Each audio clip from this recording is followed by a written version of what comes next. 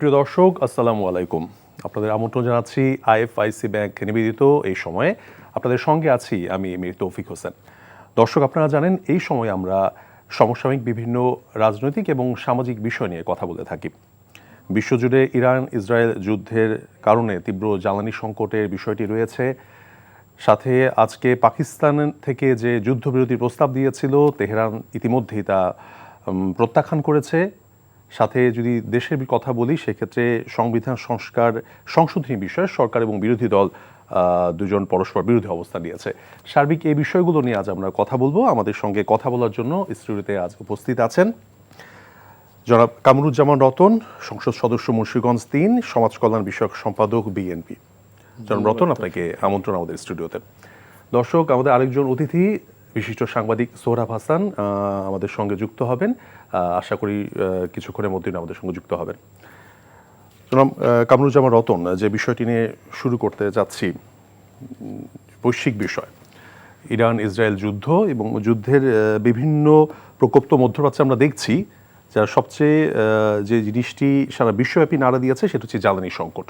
অর্থাৎ ইরানের যে হরমুজ প্রণালীটা রয়েছে, যেখান থেকে জ্বালানি সরবরাহর যে মেইন পাথওয়ে যেটা রয়েছে, সেটি বন্ধ থাকার কারণে জ্বালানি সংকটে পড়েছে পুরো বিশ্ব, এবং বাংলাদেশও এর ব্যতিক্রম নয়।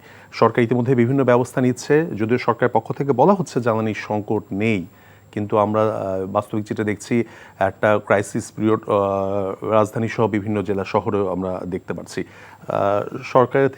সরকারের যে পদক্ষেপগুলো নেওয়া হচ্ছে, এটা কি এখন যথেষ্ট, বা ফিউচার প্ল্যান কি রয়েছে এটা থেকে উত্তরণের জন্য?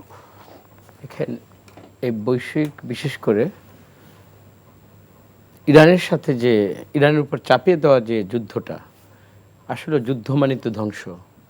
যুদ্ধ মানেই হলো পৃথিবীব্যাপী এখন এটা কিন্তু এফেক্ট করেছে। শুধু যে আমাদের দেশে তেলের সংকট, আজকে যে জিনিসটা দেখলাম, হরমুজ প্রণালীতে প্রায় ৩,০০০ জাহাজ এখানে অবরুদ্ধ। আপনি দেখেন, এই ৩,০০০ জাহাজ তো কোনো না কোনো দেশ থেকে অন্য দেশে যাবে। নিশ্চয়ই এইখানে প্রয়োজনীয় যতগুলো আপনার সামগ্রী ছিল, এটা কখনো তেল, মানে একেবারে একটা দেশের থেকে যেই অন্য দেশের যে প্রয়োজনীয়, তার কারণেই তো এক দেশ থেকে আরেক দেশে এই জাহাজের মাধ্যমে পৃথিবীব্যাপী আমাদের কানেক্টিভিটিটা আমরা করে থাকি। একদিন দুদিন নয়, আজকে প্রায় কতদিন, প্রায় ৩৮ দিনের মতো বোধ হয়, এই ১ মাসের বেশি সময় চলছে। তো এই সময়টাতে এত, আর জ্বালানি তেল তো এটা আমাদের দেশের জন্য না, আপনার পৃথিবীর অলমোস্ট সবগুলো দেশে কিন্তু, আমেরিকা, ইউরোপ এবং আমাদের পার্শ্ববর্তী দেশ বলেন, সব দেশই কিন্তু এই সংকটটাকে টাচ করবে। এইটা আমার আপনার নিজস্ব কোনো সমস্যা না। দেখেন, আমরা তো এমনি একটা বিগত ১৭ বছর, তারপর বিগত ১৮ মাসেও আমরা যেটা অনিয়ম এখন যেগুলো বেরিয়ে আসছে, এই অনিয়মের মধ্যে দিয়ে আমাদের আজকে ১.৫ মাসের মতো সময় হয় নাই এই জাতীয়তাবাদী দলের একটা সরকার গঠন করেছে। এটা আমাদের দুর্ভাগ্য, আমরা কখনো এটা বলবো না, কারণ বাস্তবতার সাথে মেনে নেওয়া এবং বাস্তবতাকে চ্যালেঞ্জ হিসাবে নিয়ে যদি ব্যবস্থাপনা এবং সততার সহিত, দক্ষতার সহিত আমি যদি বেস্ট এফোর্ট দিয়ে আমার জনগণকে যদি আমি উপশম দিতে পারি, এবং আমাদের চেষ্টার মধ্যে যেন কমতি থাকবে না, আবার আমাদের কিচ্ছতার মধ্যে দিয়ে আমাদের যা আসবে এটার মধ্যে দিয়ে যে আমরা কেন মজুদ না করতে পারি। একটা হলো তেলের, দেখেন পাম্প থেকে প্রয়োজনীয়তা, আরেকটা হলো যে আতঙ্ক সৃষ্টি করে আমি 5 দিন 7 দিন এই যে প্রবণতাটার মাধ্যমে আমি হুন্ডা দিয়ে আমি তেলটা নিলাম, বা আমি গাড়ি দিয়ে তেলটা নিয়ে আবার আরেকটা পাম্পে আমি গেলাম। মজুদের যে প্রবণতাটা রয়েছে, এটা তো মানসিকতার পরিবর্তন না হলে তো আপনি করতে পারবেন না। একটা হলো আতঙ্ক অবস্থা। ধরেন একটা মানুষ, সে কী করবে, আজকে আমার প্রয়োজন, আমি আজকে 20 লিটার তেলে আমার চলতো, কিন্তু আমি প্রিকশন নিয়ে রাখছি যে আমার তো আগামী 7 দিন পরে তেলটা পাবো না, তখন তো আমার গাড়িটা চালাতে হবে। কিন্তু এই 7 দিনের জন্য সে যে তেলটা মজুত করতেছে, এতে প্রথম কি হলো যে এই 7 দিনের জন্য তার সে যে বারবার বিভিন্ন পাম্পে যাচ্ছে, প্লাস এই আতঙ্কিত হয়ে আরেকজনকে কিন্তু খবরটা দিচ্ছে। তো বাস্তবিক অর্থে এটা মাইলের পরে মাইল লাইনটা চলে যাচ্ছে। একটা আমার মজুদ আছে, এই মজুদটা যদি স্বাভাবিক আমি 10 লিটার হুন্ডাতে আমি নেই বা 15 লিটার নেই, স্ক্যাম এটা হতেই পারে। ঠিক কথা বলছেন, কারণ পাম্প মালিকরা কিন্তু রেগুলারই বলছে আমরা যেটা পেতাম, রেশনিং সিস্টেমে যেটা আমরা পেতাম সেটা এখনো পাচ্ছি, কিন্তু আমরা যে ভোক্তারা তার থেকে বেশি কনজিউম করছেন, এজন্য এই কনজিউমের মধ্যে এটা তাদের মানসিকতার ব্যাপার, এবং সেটা আমি তাদেরকে দোষ বলবো, নাগরিক সচেতন যদি আমি না হই এবং সবারই যদি তার জবাব দিতে এবং দায়িত্বশীলতার জায়গায় যদি আমি নাগরিক হিসেবে পালন না করি, একটা সরকার সে কি করতে পারবে? যেই সিস্টেমটার মধ্যেই যাচ্ছে, আপনি রাসায়নিক প্রথা, ঠিক আছে, রাসায়নিক প্রথা উঠে দিলাম, এবং সবচেয়ে বড় ব্যাপার দেখেন ডিজেলের যে সংকটটা, যেটা প্রায় 60% আমাদের কিন্তু ডিজেলটা আমদানির কিন্তু সংকট। আদারওয়াইজ যে পেট্রোল এবং অকটেনের যে 6 বা 8% যে আমাদের রিকোয়ারমেন্ট, ওইটা কিন্তু মোটামুটি কিন্তু আমরা কিন্তু কনজিউম করে কিন্তু একটা মানে সীমাবদ্ধতার মধ্যে কিন্তু আমরা কিন্তু ব্যবস্থাপনার মধ্যে দিয়ে এটা কিন্তু চলমান। কিন্তু ডিজেলের কারণে দেখেন মাঝ নদীতে এখন জেলেরা যাচ্ছে না, ওইখানে দেখেন 10 to 20%। আমি ওই দিন একটা ট্রলারে উঠলাম, একটা ডিস্টেন্সে গেলাম, বলে যে আরেকটা ডিস্টেন্সে যেতে বললাম, সে বললো যে স্যার আমাদের যে ডিজেলটা নামলে আমি তো ওই পর্যন্ত যেতে পারবো না। এটা কিন্তু কখনো হওয়ার কথা ছিল না। তার ট্রলারের মধ্যে সে চালাচ্ছে, প্লাস তার একটা আলাদা একটা এক্সট্রা ক্যান ছিল, ওই ক্যানের যে মজুতকৃত যে তেলটা এখন যদি সে আনতে যায় আমার পেট্রোল পাম্পে আমার এর ভিড়টা বেশি হয়ে যাচ্ছে। তো আমাদের মানে সচেতন হতে হলে সে ব্যক্তিগতভাবে আমি মনে করি মানুষের ভিতরে যে কোনো রাষ্ট্রীয় ক্রাইসিসের আমার নিজের ক্রাইসিস মনে করতে হবে। এর মধ্যে যদি সরকারের ব্যর্থতা খোঁজার জন্য কেউ যদি অপচেষ্টা করে, এটার বিরুদ্ধে আমাদের সরকার কতটুকু সচেতন, এবং প্রশাসন যন্ত্রকে দিয়ে কিন্তু আপনি ইতিমধ্যে দেখেন 18টা পেট্রোল পাম্পে বিডিআর বিজিবিকে দিয়ে কিন্তু একটা কিন্তু মনিটরিং ডিপোতে কিন্তু এগুলো দিয়েছে। এখন দেখেন সরকারের আন্তরিকতা, সরকারের ব্যবস্থাপনা, এটার পাশাপাশি আমি নাগরিক হিসাবে আমার সচেতনতা কী থাকবে, আমি জনভোগান্তি করব না, আমার যতটুকু এই মুহূর্তে দরকার আমি যদি ওটুকুই নেই, পরবর্তীতে মনে করেন যে নেই মজুদ আসলো না, তখন কি আমি গভর্নমেন্টকে কে একুশ করে আমি রাজপথে বিক্ষোভ করব? সেটাও করা উচিত হবে না। তোমার আজকে যে প্রয়োজন সেটা তুমি নাও, আরেকজনকে নেওয়ার শেষের সুযোগ দেওয়া। আর মজুদের যে ব্যাপারটা আপনি দেখেন মেহেরপুর, তারপর ওই যে আমাদের ওই অঞ্চল কয়েকটা জায়গায় কিন্তু যশোর, হ্যাঁ এই যে মজুদগুলা এটা হয়েছে।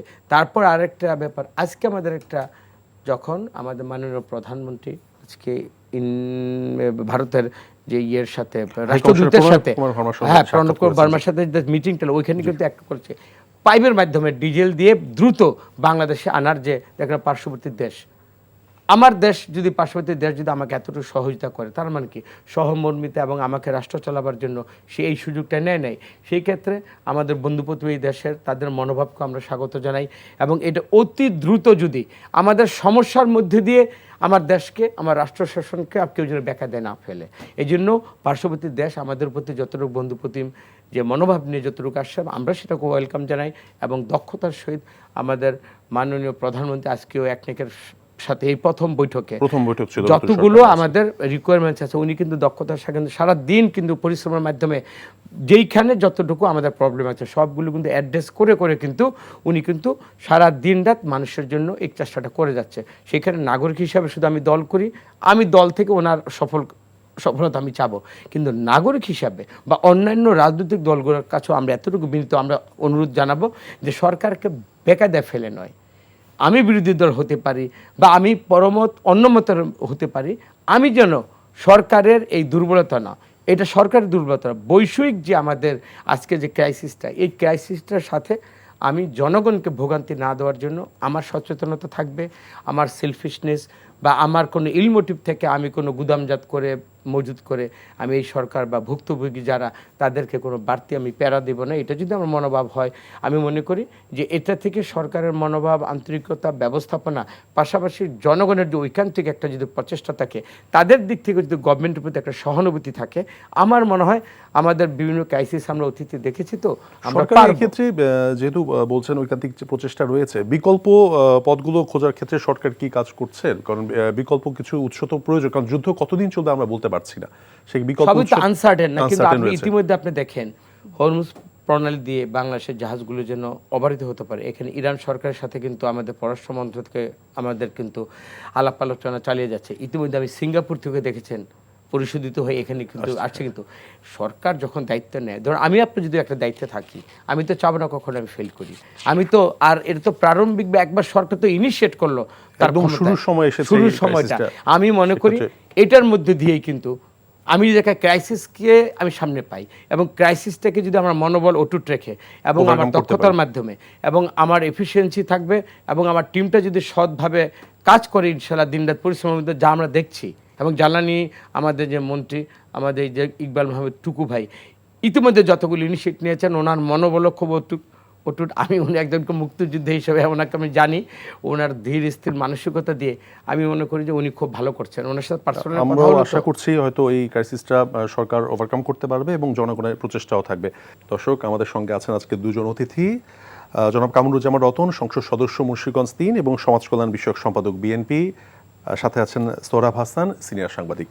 সোহরাব ভাই, আপনাকে স্বাগত জানাচ্ছি। প্রথম পর্বে আপনাকে পাইনি, আপনাকে দিয়ে শুরু করি। আজ অর্থ পরিকল্পনা মন্ত্রী সংসদে শীর্ষ 20 ঋণখেলাপির তালিকা প্রকাশ করেছেন।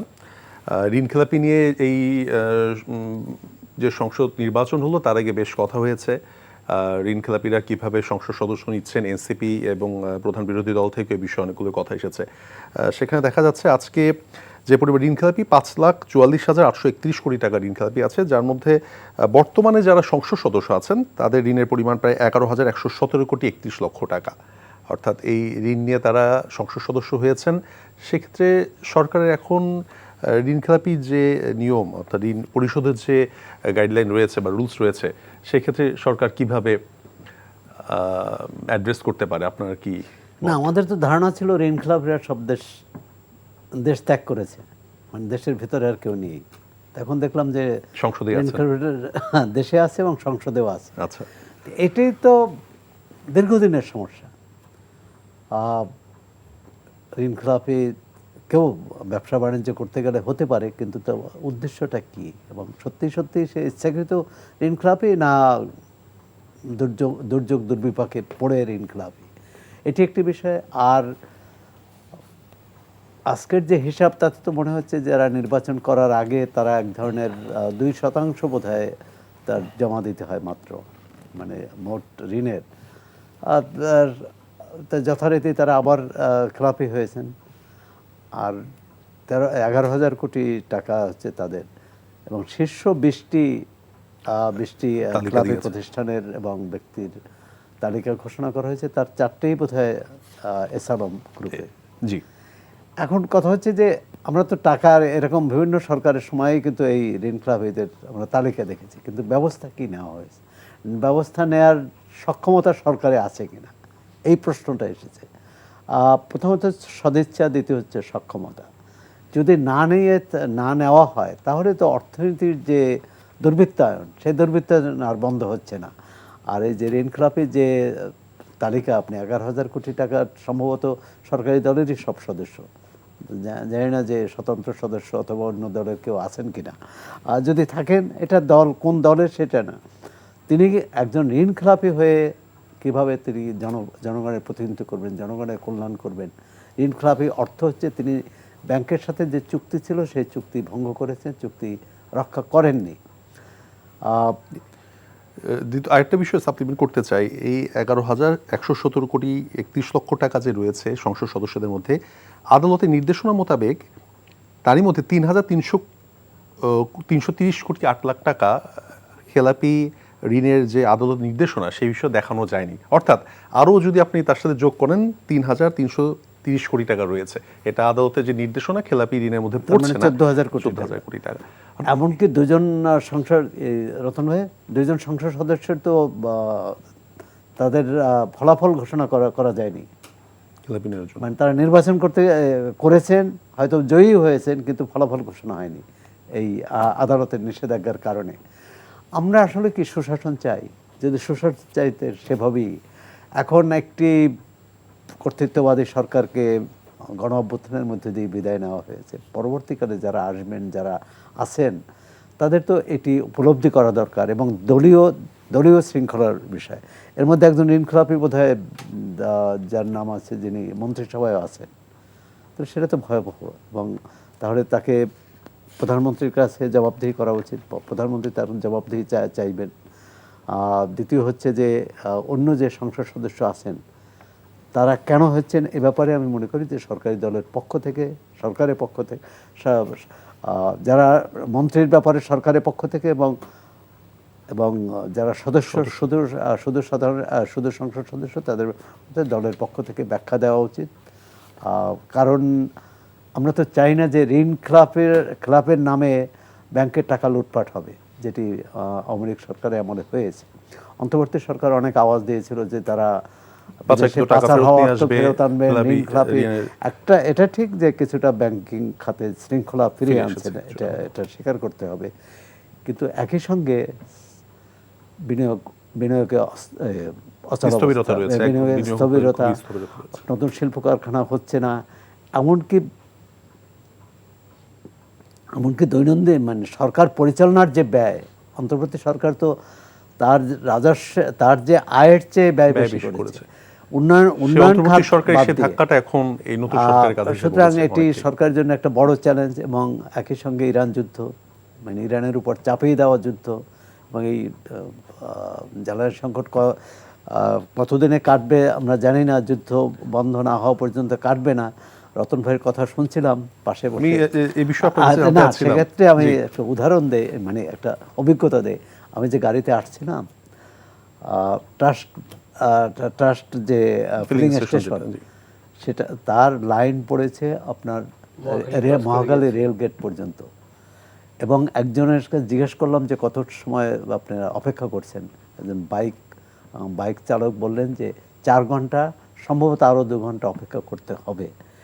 মানে এক্ষেত্রে মাননীয় সংসদ সদস্য আছেন, আমরা জুলাই সনদ নিয়ে আলোচনা করছি, কিভাবে জুলাই সনদ বাস্তবায়ন হবে, অধ্যাদেশ নিয়ে আলোচনা করছি, কিন্তু একটি মুলতবি প্রস্তাব কেন নেওয়া হলো না এই জ্বালানি সংকট নিয়ে, অথবা ইরান যুদ্ধের যে অভিঘাত বা বাংলাদেশের জনজীবন এবং অর্থনীতি, কৃষি, শিল্পে পড়েছে। সাধারণত বিরোধী দলের পক্ষ থেকেই এটি আনা হয়, কিন্তু বিরোধী দল তো শুধু এক জুলাই সনদ এবং এছাড়া আর কোনো ব্যাপারে তাদের মনোযোগ নেই। মানে জনগণের সমস্যা আজকে, মানে যারা এই 4 ঘন্টা অপেক্ষা করছে, 6 ঘন্টা অপেক্ষা করতে হবে। এবং যদি তাদের কাছে কিন্তু আজকে এই সংসদে যে আলোচনা, এটা অর্থহীন।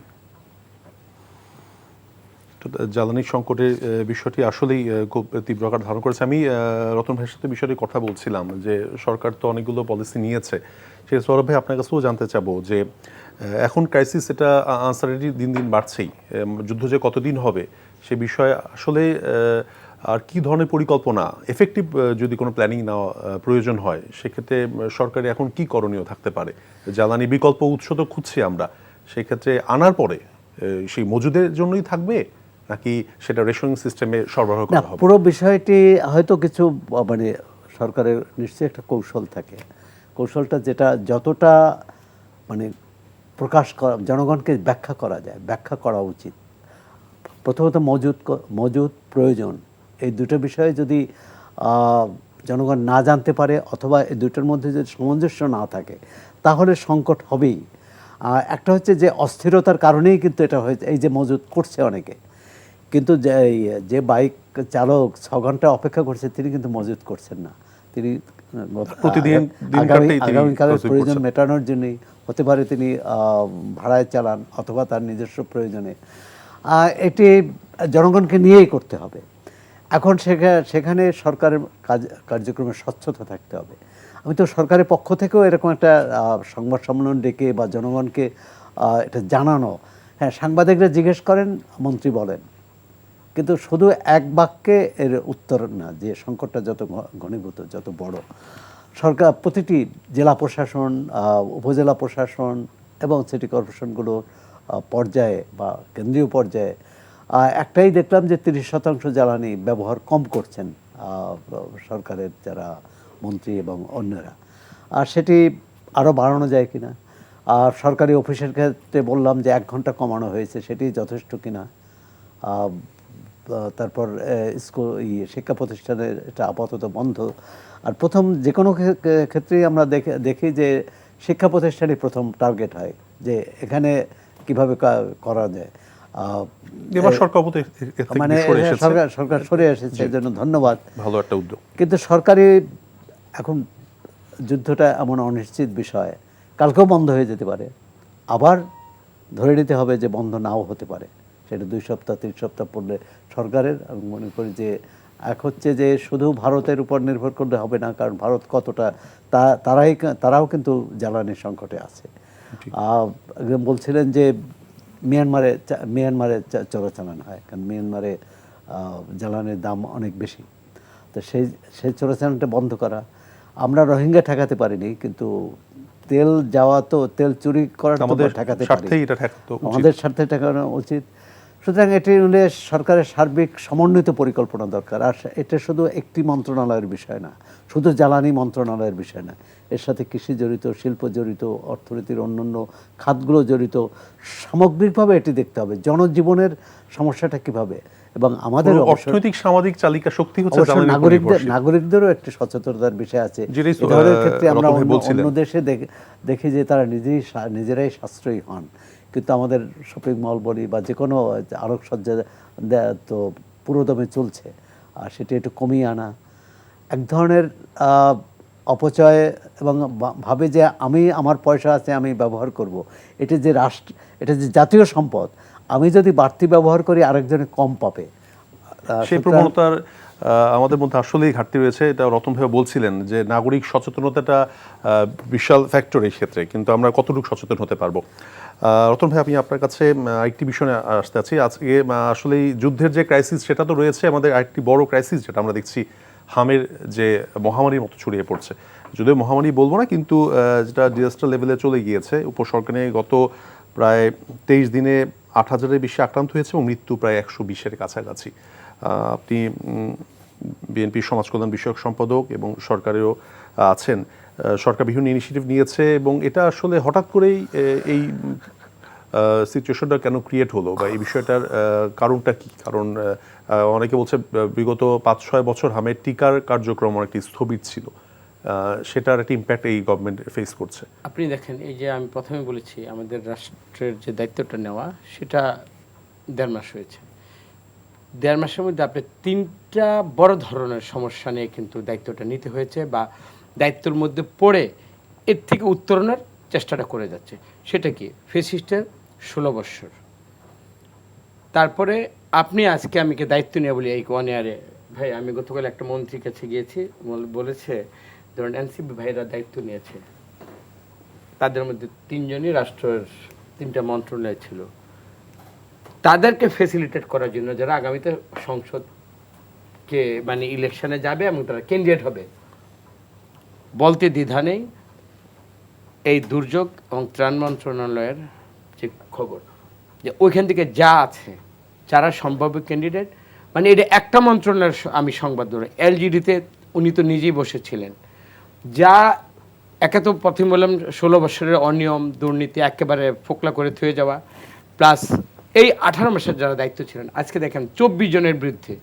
হয়তো এটা টিকবে না, আপনি অন্তর্বর্তীকালীন সরকারের ডক্টর ইউনূস মহোদয় সরকারের 24 জনের বিরুদ্ধে দেশ ত্যাগ না করার এই ধরনের একটা সাহস পাওয়া, এবং তাদের মধ্যে এরকম গলতি খুঁজে পাওয়া, এবং তাদের বিরুদ্ধে মানুষের যে একটা মনোভাব এবং বিক্ষুব্ধতাটা কেন হলো, তাদের হয় অব্যবস্থা, আমি বলি নাই যে তারা দুর্নীতি করেছে, কিন্তু তাদের সক্ষমতা নিয়ে তারা, বিশেষ করে স্বাস্থ্যমন্ত্রী আপনি যে কথাটা বললেন, 5 বছরের স্বাস্থ্য খাতের উপর যেইভাবে মানুষ মানে ক্ষতিগ্রস্ত হয়েছে, মানুষের চিকিৎসা সেবা বলেন, এবং যার স্বাস্থ্য খাতের উপর বাজেট এসেছিল, এইখানেও মাননীয় স্বাস্থ্যমন্ত্রী বলেছেন যে জুলাইয়ের আগে, আমি বলেছি আপনি আমার এলাকাকে কী করবেন, একটা মেডিকেল হওয়ার কথা, আপনি কবে এটা উদ্বোধন করবেন? বলে রতন, জুলাইয়ের আগে আমাকে নিয়ে কোনো লাভ নেই, আমি 10 টাকাও দিতে পারবো না। আমি কেন বাস্তবতার কথা বললাম? তার মানে ওই মন্ত্রী নিশ্চয়ই সত্য কথা বলেছেন। মন্ত্রণালয়ের ফান্ডিং অবস্থা দেখেই তো আমি একজন সংসদ সদস্য হিসাবে আমার এলাকার মানুষের জন্য চাবো। ওনার সাথে আমার পার্সোনাল একটা সম্পর্ক আছে, উনি আমার সাথে কমপ্লিট সারেন্ডার করলো।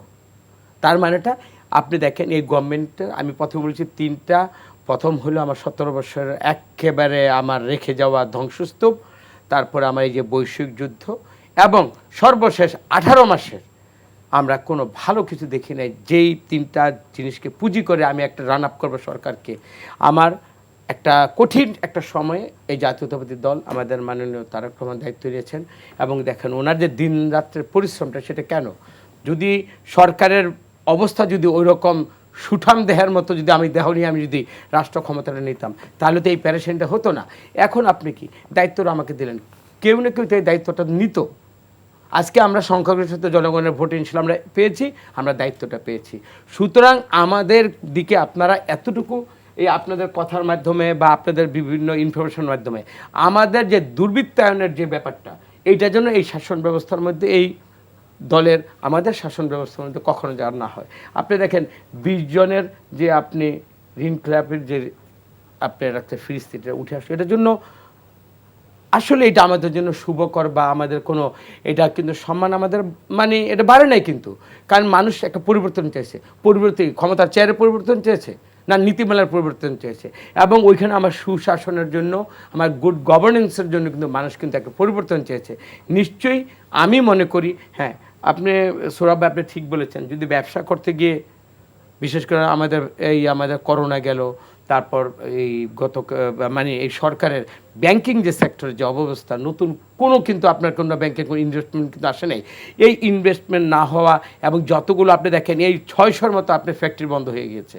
তো একটা দেশ তো অর্থনীতির ভিতের উপর আমার দেশটা চলবে। তা আমি মনে করি ব্যাংকিং খাতের যে অবস্থাটা এটা আমাদেরকে পুরো একটা এমন একটা জায়গায় নিয়ে আসতে হবে। হ্যাঁ ব্যাংকিংয়ের ক্ষেত্রে একটা আপনার শৃঙ্খলা ফিরে আসছে, কিন্তু শৃঙ্খলার পরে তো একটা ব্যাংক থেকে একটা ব্যবসায়ীকে ফ্যাসিলিটেট করতে হবে তার যে নিয়ম, এবং ওই নিয়মের মধ্যে থেকে সে যেন আর পুকুর চুরি করে ব্যাংকের টাকা নিয়ে সেই যেন নিজে ঘরে যেন নিঃসন্দেহের মানে নিশ্চিন্তে ঘুমাতে না পারে।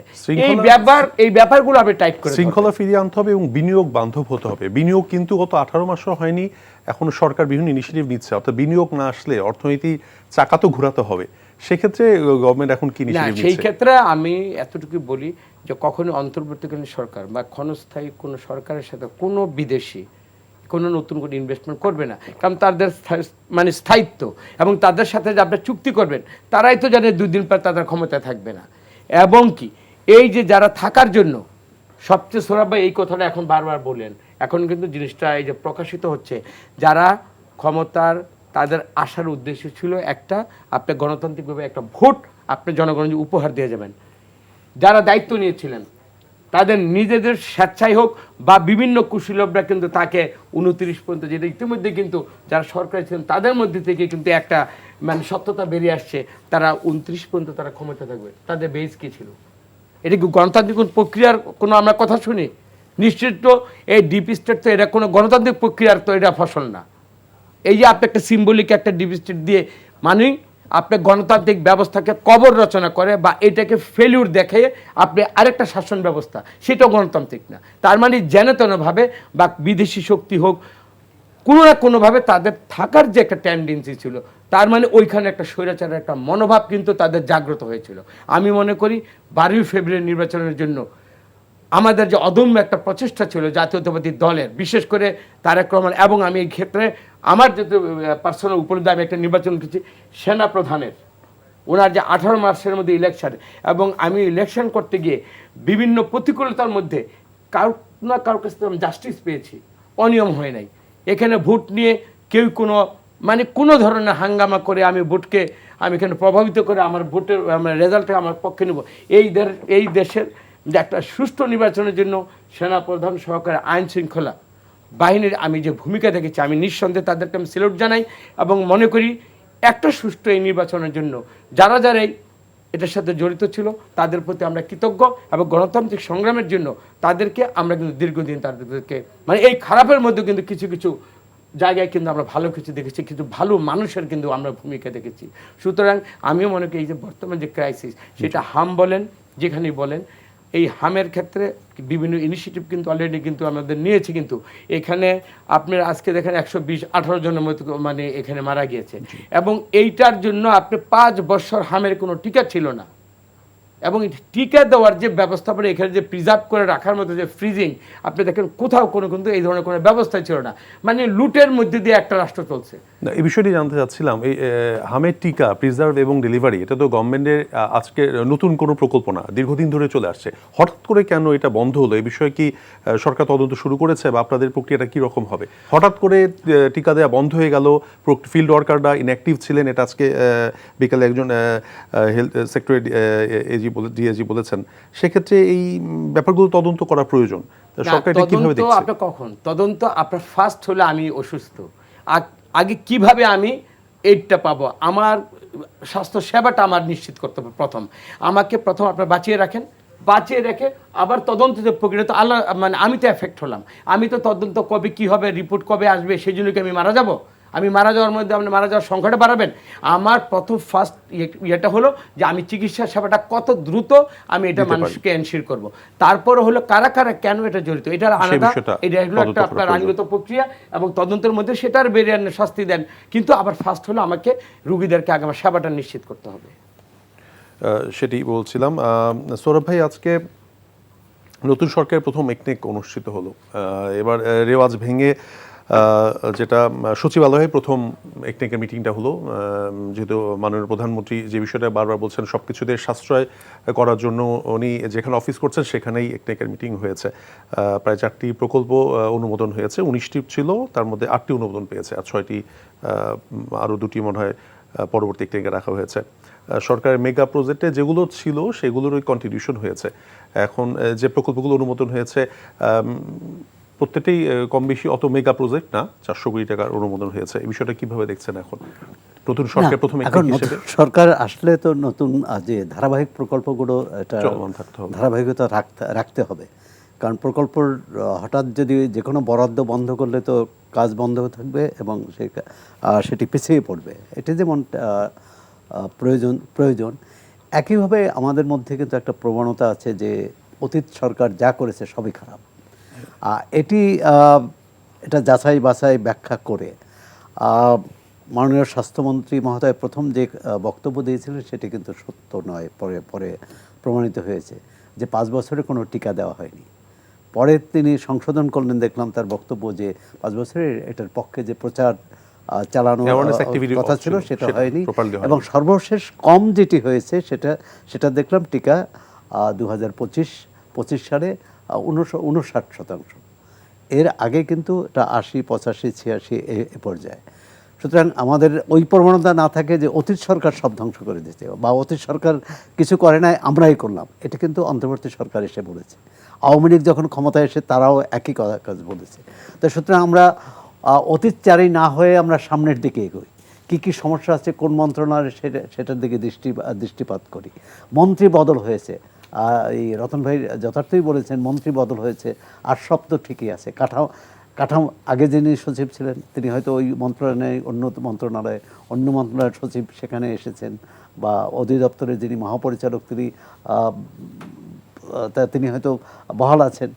সুতরাং আমরা কীভাবে একটা সামগ্রিক সংকটটাকে সামগ্রিকভাবে দেখা এবং সেটা উত্তরণের চেষ্টা করা। তা এই মুহূর্তে জ্বালানির সংকট প্রধান। অবশ্যই এটি দ্রুত, এবং আমিও মনে করি যে এখন টিকা দিয়ে শিশুকে বাঁচিয়ে রাখা, শিশুদেরই এটা বেশি আক্রান্ত হচ্ছেন। তবে এটাও হয়তো আমার সাময়িক, এটা কিন্তু বড় সংকট হবে যে ব্যাপারে সরকারের প্রতিশ্রুতি আছে। 18 মাসের 1.5 মাস চলে গেল, যে 18 মাসের মধ্যে 1 কোটি লোককে চাকরি দেওয়ার কথা না, এটা 5 বছরের স্কিম। আচ্ছা, 5 বছরের 1 কোটি হলে তাহলে 1 বছরে কত হয়, 1.5 মাসে কত হয়? এইটি আমি মনে হয় যে সরকারের এই বিষয়টি হচ্ছে, কারণ বেকারত্ব হচ্ছে বাংলাদেশে ভয়াবহ সংকট, এবং মধ্যপ্রাচ্যে আমাদের প্রবাসী শ্রম দেওয়ার, যে প্রবাসী শ্রমিক নেয়ার মধ্যপ্রাচ্যের যুদ্ধের কারণে যেতে পারছে না, অনেকে চাকরি পেয়েও যেতে পারছে না। সুতরাং সেটি দেখার বিষয়। আরেকটি হচ্ছে যে রাজনৈতিক যে অরাজক অবস্থা, অথবা রাজনৈতিক যে সংঘাত সংঘর্ষ, জবরদস্তি, চাঁদাবাজি, দখলবাজি, এটি কমেছে, কিন্তু আমার মনে হচ্ছে সরকারের এটাই এলাকাভিত্তিক পরিকল্পনা নেওয়া যে এটি করতে দেওয়া না কোনোভাবেই। এবং দলের মধ্যে দলে কিন্তু এখনও ক্ষমতাসীন দলের সবসময় যেমন থাকে এখনও কম বেশি আছে অন্তর্দ্বন্দ্ব, সংঘাত। এর মধ্যে দেখলাম নোয়াখালী একজন মানে একই দলের, এবং তারা নিচের পর্যায়ে ইউনিয়ন পর্যায়ের নেতা, দুই পক্ষের মধ্যে সংঘাত, এবং সামান্য বিষয় নিয়ে সেটা একজন মারা গেছেন, আহত হয়েছেন একজন। তো এগুলোর ব্যাপারে দলের ছোট ছোট চ্যালেঞ্জগুলো সরকারের বড় চ্যালেঞ্জের সাথে এগুলো রয়েছে, এগুলো overcome করে রয়েছে। সুশাসনের প্রতিষ্ঠার জন্য সরকারের জন্য রয়েছে এখন চ্যালেঞ্জগুলো। কারণ সুশাসন একটা বড় চ্যালেঞ্জ এবং সব সরকারের জন্য। তো এটি অন্তর্বর্তী সরকার করতে পারেনি। হ্যাঁ, মব ভায়োলেন্স কমেছে, এটা ঠিক। এই সরকার আসার পর মব ভায়োলেন্স হচ্ছে না। বিচার, ন্যায় বিচার পাওয়ার নিশ্চয়তা, এটি কিন্তু সরকারের দায়িত্ব এবং সরকারও স্বীকার করেছে অন্তর্বর্তী সরকারের সময় অনেক ভুয়া মামলা হয়েছে এবং হাজার হাজার। আওয়ামী লীগ সময় আওয়ামী লীগ আমলে ছিল গায়েবী মামলা, ঘটনা ঘটেনি কিন্তু মামলা হয়েছে। আর অন্তর্বর্তী সরকার সময় ঘটনা ঘটেছে কিন্তু কে ঘটিয়েছে, ঢাকার ঘটনায় হয়তো দিনাজপুরের আসামি, মুন্সিগঞ্জের ঘটনায় ঢাকায় আসামি। মানে এগুলো আমার মনে হয় যে কীভাবে মানে সংশ্লিষ্ট মন্ত্রণালয়গুলো আর সরকার যেসব কর্মসূচি নিয়েছে ভালো কর্মসূচি, কিন্তু যেভাবে নেওয়া হয়েছে এটি পৌঁছাতে কতদিন লাগবে, মানে এক্সিকিউশনটার জন্য ওয়েট করতে প্রপারলি এক্সিকিউট হচ্ছে না নাকি? ধরেন ফ্যামিলি কার্ড 37,000 এটা পাইলট প্রকল্প, কিন্তু আপনি 37,000 দিলেন মনে করেন 16টি উপজেলায়, কিন্তু বাংলাদেশে উপজেলা তো 450, তাই না? তো 450 উপজেলা পৌঁছাতে কত দিন লাগবে, এই পরিকল্পনাটা আছে কিনা? না হলে যারা সুবিধা পেয়েছে তারা সন্তুষ্ট থাকবে, কিন্তু যারা সুবিধাটা পাচ্ছে না, পাওয়ার কথা, তাই এটি একটি স্থানীয় সরকার নির্বাচন কবে হবে? সরকার একটা পদক্ষেপ নিলেন যে প্রশাসক দিয়ে এবং দলীয় লোক, কিন্তু আমি ব্যক্তিগতভাবে মনে করি যাদের প্রশাসক নিয়োগ করা হয়েছে তাদের যারা নির্বাচনে প্রতিদ্বন্দ্বিতা করবেন না তাদের প্রশাসক নিয়োগ করা উচিত ছিল। কিন্তু বেশিরভাগ ক্ষেত্রেই হয়তো যাদের প্রশাসক নিয়োগ করা হয়েছে তারাই হয়তো পরবর্তীকাল নির্বাচন করবেন। এটা একটা স্বার্থের দ্বন্দ্ব, এটা নৈতিকতারও বিষয়। এসব বিষয়ে আমি মনে করি ক্ষমতাসীন দল চিন্তা করবে যাতে এটা সুশাসনের অন্তরায়। কারণ আমরা দেখেছি যে ঢাকার দক্ষিণের প্রশাসক নিয়ে অন্তর্বর্তী সরকারের সময় কি অচল অবস্থা তৈরি হয়েছিল। রতন ভাই, আপনার কাছেও শেষ পর্যায়ে আসছি আমরা। সৌরভ ভাই তো বিভিন্ন কিছু চ্যালেঞ্জের কথা বললো এবং সরকার কিছু কিছু জিনিস প্রপারলি অ্যাড্রেসও করেছে। আপনি সরকারের পজিশন থেকে কি রকম দেখছেন সামনে চ্যালেঞ্জগুলো, কিভাবে সরকারের উপর অ্যাক্টিভলি করতে পারবে? যেই সমস্যাগুলো সামনে, এটা তো সবাই আমরা জানি।